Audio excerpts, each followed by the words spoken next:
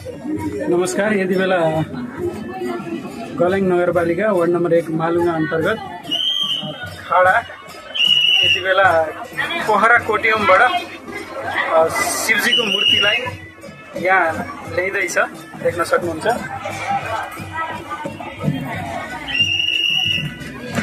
यति बेला उत्तर वाहिनी क्षेत्र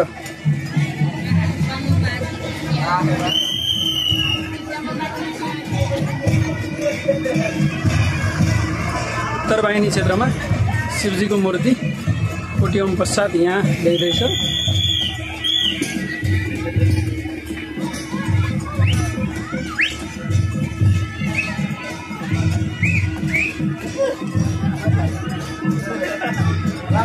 नारायण गुरुदेव 15 दिने बसाइमा हामी 1 गतेदेखि यहाँ छौँ। तपाईलाई कस्तो अनुभूति भइरहेछ?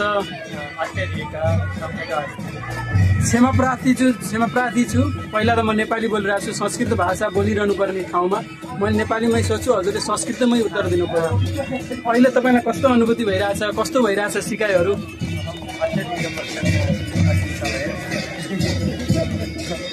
अत्यधिक प्रसन्न भइरहेको छु। समयपि नास्ति वक्तुं न शक्नोमि।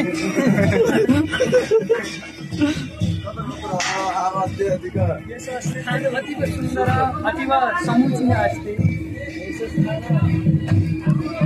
अहं किमपि वक्तुं न शक्यते, शब्द न आयाति अस्ति। नमो नमः।